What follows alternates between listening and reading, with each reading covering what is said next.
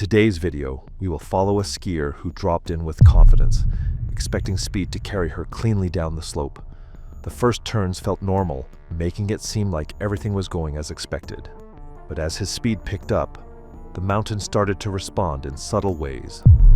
Small changes that were easy to miss, quietly limiting his options before he realized it. It was February 9th, 2014 at Jackson Hole Mountain Resort. After a brief overnight storm, snowfall ended before sunrise, leaving new snow on the upper mountain, while earlier winds stripped ridgelines and deposited snow unevenly into bowls beyond the resort boundary. Inside the ropes, terrain was groomed and controlled. Outside, conditions were unmanaged. Near a backcountry access gate, skiers gathered along the ridge under clear, flat light. From above, the bowl appeared wide and uninterrupted, reading as a clean downhill slope. Emily Reed was among the skiers stopped at the ridge. She was 27 years old and lived in Idaho Falls, where she worked as a physical therapy assistant at an outpatient clinic. She spends most of her work days on her feet, assisting patients with rehabilitation exercises. Skiing was recreational for her and separate from her job. She usually skied within resort limits and treated off-trail terrain cautiously. She was on the mountain during a short break from work and expected a routine descent before returning to the clinic the following week. During that winter season, Emily had begun moving slightly beyond her usual terrain. She watched short helmet camera videos online showing smooth off-trail descents, edited to remove pauses, traverses, and resets. 2 weeks earlier, she purchased wider skis intended for mixed snow conditions and mounted a small action camera on her helmet. The camera was not set up for an audience and was not being live streamed. It served as a personal record of her skiing. On the ridge, several skiers were recording runs. 2 entered the bowl ahead of Emily, completed a limited number of turns, then slowed and traversed back toward the ridge. From above, their movement suggested difficulty maintaining a clean line. Emily clipped in and entered along the same path. The bowl below the ridge had a shape that was difficult to judge from above because its key features were subtle rather than steep or abrupt. From the ridgeline, the surface appeared to fall away in a clean downhill slope, but the upper third of the bowl actually rose slightly before bending sideways toward a narrow drainage. This shallow uphill camber was gradual enough that it did not stand out visually, especially when covered by fresh snow. Its effect was mechanical rather than obvious. As skiers entered the bowl, gravity's forward pull weakened instead of increasing, causing speed to fade rather than build. Wind played a major role in how the snow behaved. During the previous storm cycle, strong winds stripped snow from the ridgeline and deposited it unevenly across the bowl. Lighter snow settled in sheltered areas, while denser, wind-pressed layers formed closer to the drainage. From above, the surface looked consistent in color and texture, giving no clear indication of these differences. Under the weight of skis, however, the snow responded inconsistently. At higher speeds, skis floated and tracked normally. As speed dropped, the edges began to engage more aggressively, biting into the firmer layer beneath and reducing glide without warning. The drainage at the lower edge of the bowl functioned as a terrain trap. It narrowed quickly and funneled movement toward a choke reinforced by exposed rock. There was no downhill runout beyond this point, and no open space to regain control. Any skier carried into the throat without enough speed to traverse out was forced directly into the constriction. Avalanche advisories issued that morning warned of wind slabs outside controlled terrain, particularly in leeward bowls and cross-loaded features. The warnings did not describe widespread instability. They noted that small, localized slab releases could occur under a skier's weight, where wind-packed snow rested over weaker layers. In the moments before dropping in, Emily paused near the ridge and looked down into the bowl. She scanned from left to right, tracing the fall line and the shallow contours that shaped the slope. From that position, the bowl appeared open and continuous, with no obvious obstacles breaking the surface. The snow looked uniform, with no visible cracks, sloughing, or wind lips to suggest instability. She watched another skier's line fade across the upper section, and noted how the snow accepted the turns without spray or collapse. Nothing in the immediate view suggested a need to stop or retreat. She adjusted her stance and equipment deliberately. Her skis were set parallel and pointed straight downhill, edges relaxed. She shifted her weight once through her boots to confirm balance, then planted both poles lightly in the snow, more for position than support. After a final glance toward the fall line, she committed. At 9:47 a.m., Emily entered the bowl at a moderate, controlled speed, dropping straight off the ridge into open terrain. Her stance was balanced, with her weight centered over her boots rather than leaning back or driving forward. Her skis stayed flat and pointed downhill, running smoothly across the surface without skidding or chatter. Her poles were held evenly at her sides, not dragging and not used for braking. The upper section of the slope accepted her movement without resistance. For the first several seconds, the terrain behaved exactly as a downhill slope normally does when conditions are stable. Her first turn came easily. She rolled onto her edges and let the skis arc across the slope, producing a light spray of snow that drifted away behind her without slowing her forward motion. The surface layer was soft and dry, breaking cleanly under edge pressure instead of clumping or dragging. The turn finished smoothly, and the skis continued downhill without chatter, hesitation, or correction. Nothing in the movement suggested resistance from the snow. The second turn followed the same pattern. Her edges engaged at the same point in the arc, and the skis flexed slightly as they carried her across the bowl. Snow peeled away in a thin, even fan and settled behind her line. From the ridge, the turn looked controlled and predictable. From the helmet camera, the horizon stayed level, and the sound of the skis cutting through the snow remained steady. Her speed held constant, neither accelerating nor bleeding off, indicating the surface was behaving consistently. By the third turn, the rhythm had settled. The spacing between turns stayed uniform, and the shape of each arc matched the one before it. There was no adjustment in stance, no widening of the turn, and no visible check of speed. The bowl continued to accept her movement as if it were uniform from top to bottom. From above, her line looked clean and deliberate. From her perspective, the slope was responding exactly as expected, reinforcing the assumption that the conditions ahead would behave the same way. Up to this point, nothing about the descent stood out as unsafe. The bowl appeared wide and open. The snow responded as expected, and her movement followed a familiar downhill rhythm. From the ridge, the slope appeared to be doing exactly what it promised, carrying her straight down and away from the entry point. When investigators later reviewed the camera footage, they noted the same details. The horizon stayed level, there was minimal vertical movement, and her turns flowed together without abrupt changes. These are typical indicators of controlled skiing. There was no hard braking, no sharp recovery move, and no pause in her descent. Nothing suggested hesitation or loss of confidence. The change began on the fourth turn. The snow still looked smooth and undisturbed, but the skis no longer carried forward between turns the way they had before. Instead of gliding easily, they lost a small amount of speed each time she rolled from one edge to the other. On its own, the change was easy to miss. Nothing felt abrupt or alarming, and there was no single moment that signaled a problem. Over several seconds, however, those small losses accumulated, and the steady downhill pull that had carried her through the upper bowl began to weaken. At the same time, another skier dropped in from above, and to her left on a slightly converging line. From her position, the skier appeared closer than expected and moving faster, cutting across the open space she had been using to shape her turns. Emily noticed immediately. She adjusted her line to preserve distance, flattening her skis and letting them run straight for a moment rather than completing the turn as planned. The choice was deliberate. She intended to clear the overlap quickly and stay ahead, avoiding a situation where both of them would be setting turns in the same section of the bowl. That brief, straight run changed more than her position. It broke the timing she had established and carried her into the next turn with less speed than before.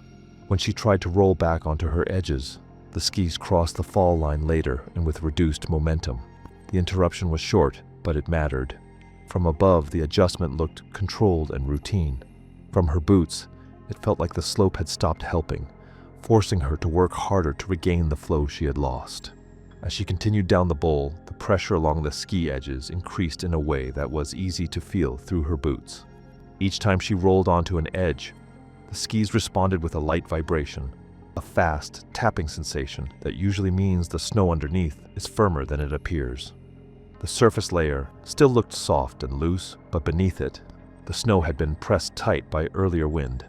Instead of cutting cleanly and releasing at the end of the turn, the snow resisted, pushing back against the edges and slowing the skis more than expected. Emily adjusted in response. She narrowed the shape of her turn slightly and applied more pressure through the downhill ski, trying to re-establish the rhythm she had before the interruption. The skis felt heavier now, slower to come around and slower to flatten between turns. Each transition required more effort to keep them tracking evenly. From above, her line still looked controlled and intentional. There was no visible skid, no sudden check of speed, and no obvious loss of balance. The helmet camera reflected that same calm. The image stayed level, with no sharp jolts or sudden swings that would suggest loss of control. On later review, the only changes visible were small movements at her ankles and knees as she worked to keep the skis tracking evenly. These were deliberate adjustments, the kind skiers make when snow conditions shift subtly across a slope. There was no bracing, no widening of stance, and no attempt to check speed. The terrain still appeared uniform, but the snow beneath the skis was no longer responding the same way from turn to turn, and the skis were no longer carrying forward without effort. From her position, the bowl still looked open and forgiving. There were no visible hazards ahead, no exposed rock, no abrupt rollovers, and no trees breaking the surface. The drainage below remained out of sight, masked by the rounded contour of the slope. Nothing in her field of view indicated that the line she was following would gradually funnel inward or lead into a narrower feature farther down. As she continued, her speed bled off slowly. The upper portion of the bowl rose slightly, a change subtle enough to escape visual notice, but enough to reduce the downhill pull. It was not a sharp uphill transition, just a gradual lift that absorbed momentum over distance. With less speed to work with, friction began to matter more, and the snow started to dictate how the skis moved, taking over from gravity in ways that were harder to correct. At this point, gravity stopped pulling straight downhill. The slope leaned gently to the skier's right. The angle was subtle and easy to miss, but it was consistent. Each turn finished a little farther in that direction. The skis were still carving, and the edges were still engaged, but the line of travel no longer matched the mountain's natural fall line. This change unfolded gradually rather than all at once. There was no skid, no sudden slide, and no clear moment where control was lost. Each turn finished cleanly, but instead of releasing downhill, the skis were guided slightly sideways at the end of every arc. The bowl stopped behaving like a slope that carried movement straight down. Instead, its shape and snowpack redirected motion across the face, feeding everything toward lower ground without drawing attention to itself. Emily noticed the pattern forming. The direction of travel no longer matched her intent, and the space on her right began to matter more than the open terrain ahead. She adjusted deliberately. Rolling her ankles, she aimed the skis across the slope to set a traverse and regain position. This was a routine correction, the kind used to reset the line and rebuild speed before continuing downhill. Under normal conditions, it works. Here, it didn't. Her momentum was already fading, and the skis no longer had the speed needed to hold an edge against the sideways pull of the slope. When she committed her weight to the traverse, the firmer snow resisted instead of yielding. The edges caught briefly, just long enough to feel workable, then released without warning. The skis slid sideways again, rather than carrying across the slope, undoing the correction and leaving her slightly lower and with less room than before. The traverse stalled. No ground was gained, and the line did not improve. What had been an adjustment became a pause in forward progress.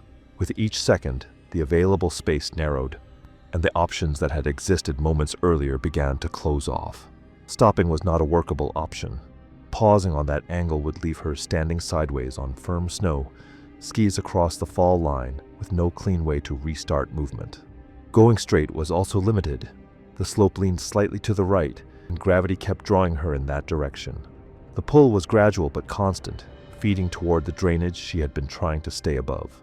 With each second, the usable space to correct narrows. The helmet camera shows the change clearly. The horizon no longer moves in a smooth line. The glide becomes uneven. The slope flattens briefly, then tilts again. The drainage is not yet visible, but the direction of travel is.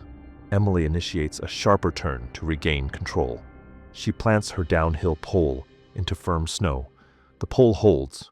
Her weight shifts downhill, and for a moment, the skis respond. As she commits to the turn, the skis roll onto a higher edge angle and cut into denser snow. This is not loose powder. It is a wind-pressed slab, tight, heavy, and resistant. Emily reacts immediately. She increases edge pressure and drops her weight, attempting to set the turn and slow the traverse. For a brief moment, the skis bite and begin to slow. Then the edges catch abruptly. The skis decelerate almost instantly. Her upper body does not. The stop happens at her feet, not through her center of mass. The mismatch pitches her forward, folding her over the skis. She plants the pole again, attempting to brace and reset her stance, but the snow does not release. This is not caused by excess speed. It is caused by the skis stopping faster than the rest of her body can adjust. From above, the movement looks like an attempt to stand the skis back up. From the camera, the effort is visible.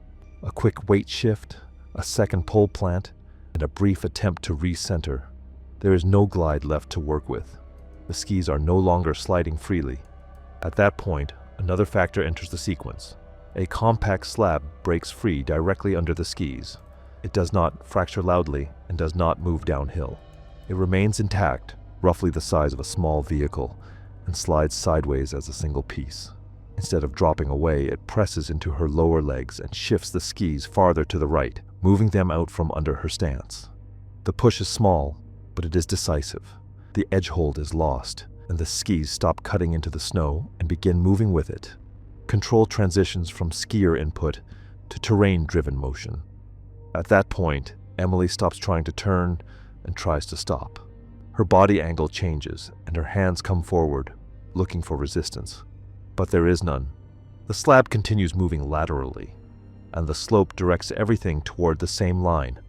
Her motion changes from controlled skiing to sideways drift, driven by the terrain rather than her input. The drainage throat follows almost immediately. It is roughly 30 feet away, with no surface that allows slowing or correction. The snow becomes firmer. The space narrows. The sides rise. From the ridge, the movement appears slow. From her position, it is a tightening channel with no edge to set and no room to turn. The rock rib at the choke becomes visible at the last moment. There is no time to redirect. Impact occurs headfirst. The helmet contacts rock before any other part of her body. Her head stops.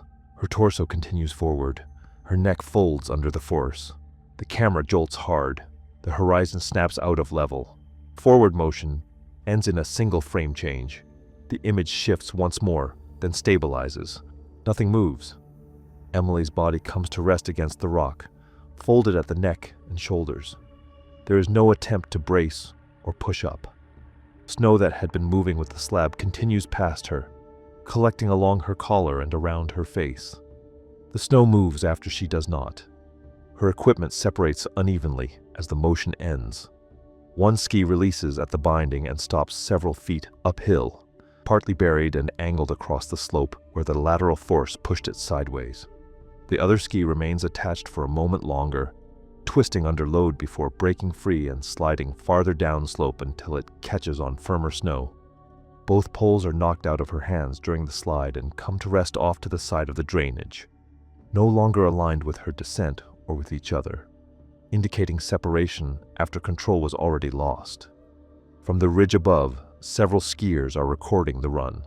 Their footage captures the same sequence from a distance: the sideways drift, the short slide into the drainage throat, and then the abrupt stop at the choke. Emily never reappears below the feature. There is no attempt to stand, no movement after impact. In the audio, the tone shifts as observers react to the stillness and the realization that she is not getting back up. Two skiers begin descending carefully, following the same sideways pull. They test the snow as they move. When they reach her, they clear snow from her face and collar.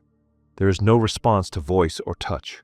Her head and neck are visibly out of alignment, fixed in a position that prevents movement. A call is placed to resort dispatch reporting an unresponsive skier near a drainage choke with severe injuries. By the time the call is made, the sequence that led to the fall has ended. The slope is still. Patrol entered through the back country gate within minutes, carrying medical packs, spine gear, rope, and radios, but moved cautiously due to unstable conditions. The slope below the ridge showed the same hazards that caused the fall, including subtle uphill camber, variable snow density, and a lateral pull towards the drainage. Patrollers stayed high and descended one at a time, testing the slab under their edges. When the first patroller reached Emily, the assessment was immediate. There was no pulse or breathing, and her head and neck were fixed in a fatal alignment. Resuscitation was not attempted. The response shifted from rescue to scene control. Patrol secured the drainage choke and cleared the slope above it, moving witnesses upslope to reduce exposure to the same line. Skis, poles, and loose gear were left undisturbed. The helmet camera remained mounted and recording when the patrol arrived. Radios relayed brief updates as the terrain was continually checked for movement, and operations remained deliberate due to continued instability. Patrol documented the scene while waiting. Photos captured the slab fracture line, the shallow camber that funneled movement toward the choke, and Emily's final position against the rock. The approach line from the ridge was traced and marked. Wind-pressed snow was tested by hand near the fracture pocket, confirming it was localized enough to move a skier laterally, but not to cause burial. Because conditions remained unstable, removal was delayed. Emily was covered and protected in place until the slope settled, then transported slowly by sled with spacing maintained to avoid triggering further release. The cause of death was confirmed during the medical review. The coroner concluded that Emily died instantly from a catastrophic cervical spine injury sustained at the moment of impact. The upper vertebrae fractured on contact with rock, severing the spinal cord. Additional injuries, including a basilar skull fracture and extensive facial trauma, were consistent with a high-energy collision. Snow was present around her face, but it played no role. The injury was immediately fatal, leaving no period of consciousness, no chance of intervention, and no possibility of recovery. The descent ended the instant her movement stopped. Emily's helmet camera was recovered intact and reviewed as part of the investigation. The footage was shared privately with her family and never released publicly. In the weeks that followed, her younger brother sold the skis she had purchased shortly before the trip and donated the proceeds anonymously to a regional Avalanche education program. The bowl itself did not change. Snow continued to drift into the drainage. From the ridge, the slope still looked wide, smooth, and forgiving. It never was. Thanks for watching. If you like this story, click here.